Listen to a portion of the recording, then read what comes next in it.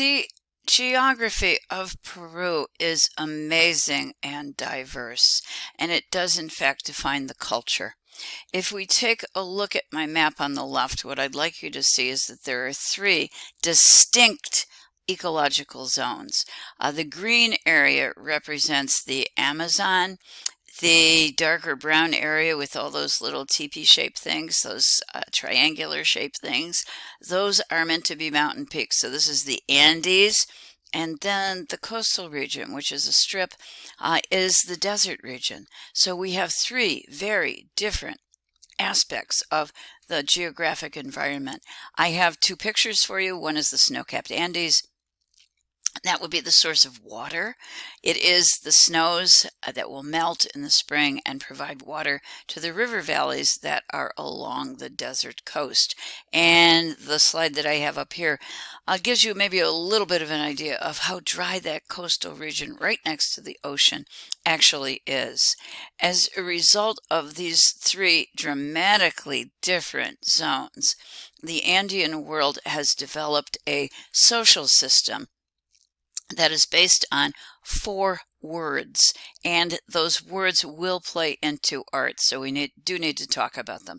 Verticality, reciprocity, collectivity, and duality. Okay, verticality refers to the environmental shifts that take place because of altitude. The Andes make up the longest continuous mountain chain in the world. They come in second in height, but hey, that's second to Mount Everest, which is the tallest mountain on the planet. So the peaks are mighty. And as a result of that, we have a lot of change in altitude. At each distinct altitude zone, there are different products that can be produced, certainly different plants that can be grown. And if you live there and you go up and down the mountains regularly, you're going to see very sharp contrasts in goods that can be produced and also in ecology. It makes it very dramatically clear that there are opposites in the Andes. As we look at the lower right, you're going to see a step pattern. It's a step and wave. We'll talk about the wave part in a minute. The step pattern does indeed in the Andes reference the mountains. This is an area, particularly the highlands, the mountainous regions, that is dependent on all of the other areas because it has fewer products that it can produce. Consequently, where we find the religious and political movements arising is indeed in the highlands, where there is a real need to bring people together in unified conditions so that we can have exchange and trade. The two that I'm thinking of in particular would be Chavin and Inca. For these regions, as I said earlier with our shamanists, the Amazon was considered to be the one that was richest spiritually. It was the region that was full of powerful and amazing and mysterious jungle animals, and also had plants that were associated with hallucinogenic, mysterious sacred properties, as well as the ability to heal. In this environment where we in our own unique zones have only limited resources, we have to work with other people to survive. And that's where we get the word reciprocity. It refers to reciprocal obligations of sharing. Basically, we're all in this together, folks. We're connected, and we need each other to live in a balanced world where we can have all of the resources that we need.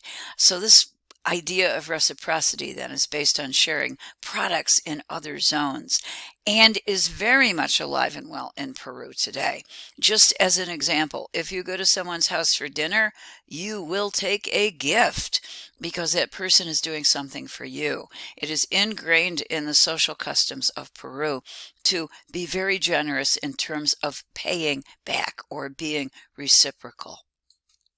That links us to the idea of collectivity. being the collective, the group, and it is the group or the collective whole. It matters much, much more than the individual. We can't worry in an environment that is harsh for survival. We can't worry about the needs of the individual. We have to worry about the needs of the whole, because we can only survive by working together. Consequently, in the Andes, we have had a tendency to lack the depiction of portraits. What we get instead are types. That shaman that we looked at, for example, was a working shaman, wasn't an individual shaman. We also don't have artist names, and we don't have indications of a specific artist's identity. We also have a tendency towards abstraction, moving away from specific individual depictions.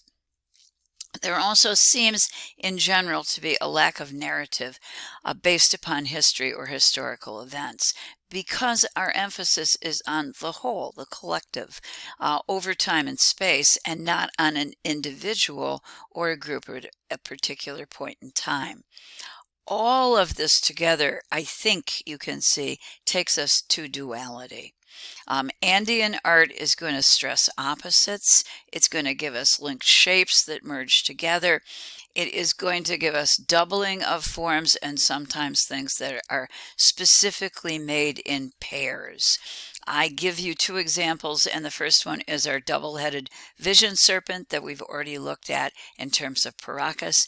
And in the future, the potential for viewing Inca Caros. They're cups, but guess what? They're made in pairs, so you don't get one, you get two. We also see this played out in a very, very important Andean motif, and it's the step and wave. So let's come over here. This is the step going up, curling around, and it turns into the wave. We refer to this in Mesoamerica as the step and fret design. Here we tend to, and you could also call it that, but here we tend to say it's step and wave because the step does reference the mountains and the wave does reference the shore. And we have these two opposites combined together, working together in order to provide balance and also harmony. These are just some examples of duality that we will encounter as we move through the material. The one on the left we're definitely going to see when we get to Moche. It is a necklace that was placed in a burial. It's from one of these new finds, which has given us a great deal of information about the past. And in this, what I'd like you to see is that it's a necklace made out of images of peanuts, and half of it is gold and half of it is silver. This, to some extent, we think we can link to the Inca and their reference of gold being the sweat of the sun and silver being the tears of the moon. So we think the tendency for dualism was very strong. We see it at Chavin. We can find it at Moche. We're also going to see it in works that are created by the Inca. The image that we have on our right comes from another later civilization, the Wari, and it is a textile. One of the things we will discover about textiles is how important they are in Andean art and in Andean history. Let's just take a look at a detail, because what we see, I think you can tell from a distance, is this is the step and wave, and the step and wave does indeed focus upon ideas of transformation as one shape moves into the other. This is a closer look at our step and wave. In this, you can also see the reminder that I have on the screen about the image, and let me see if I can shift this, of textiles being a premier art form in the Andes. They are incredibly important because it will be through textiles that we're going to pass information. We saw that already with Chavin. But in addition to that, they're going to be very influential in terms of art. The textiles that are produced often have a geometric regularity that is going to carry over to sculpted forms as well. Andean textiles also are famous worldwide for the density of threads that are used or produced as the weaving process is created. Upper right, Those are two ladies, and they have a backstrap loom attached to them. I think you can see it on the back of this lady here. This is the traditional way of weaving. It was used for centuries, and it today is still being used. And in fact, some of the local ladies in the villages are returning to this in particular to create weavings for the purpose of maintaining tradition, but also for the purpose of securing income for the villages where they live. The weavings were created both with cotton and wool, and again, this is probably a product of reciprocity. The cotton is produced on the shore, on the coast, and the wool would be from camelids, and that would be from the highlands. It is also possible, as was done in Paracas, for these two to be combined, and that's the kind of thing we would expect in the Andes. One last I think pretty powerful example of duality that comes to us specifically from what we know from the Inca, and that is the way in which the Inca viewed the skies. When they looked up, what they saw was dark areas and light areas in the night sky. They saw these two areas as equal and as opposite. They didn't do what we do today, which is to look up at the sky and we see stars that are light specks against a darkened background. And as artists, I think you can appreciate the way in which the night sky becomes the ground. For the Inca and for other Andean people, we assume, the sky was composed of equal components of light and of dark. That's also a particularly good way to introduce the Andes, because it reminds us that we have to try very hard to open up to the worldviews of the folks that we are studying, because those worldviews are often coming from a direction we couldn't possibly comprehend on our own. Let me finish the introduction with a reference to the terms we're going to use for the time frames for the world in South America. We call these time periods horizons. For Chavin, it was earlier, first horizon, and Paracas was a part of that time frame. A horizon is a cultural period in the Andes, and it is visible in cultural characteristics that are shared over time and space by a variety of people in a variety of places over the geographic region of the Andes. If you want to, you can think of it as ideas spread over the horizon. They are shared by as many people as possible. So it tends to be a kind of universal belief system, and also shoring up that belief system and art style. The early horizon is associated with Chavin. First, Chavin was considered a mother culture, but now it is considered a powerful part of an interaction sphere that shapes the Andes right up to the time of conquest, and I think continues to today. I've kind of rephrased this as a Chavin coalescence. By that I mean that Chavin brought together a series of earlier examples of beliefs and art styles, redefining them and spreading them, kind of focusing and channeling them, and by doing so, continuing them.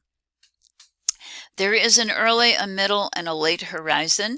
It is punctuated, these are punctuated by intermediate periods, and the intermediate periods are simply less centralized. They don't have a unifying religious control or a unifying political control. Chavin would be a unifying religious control. The Inca would be a unifying political control.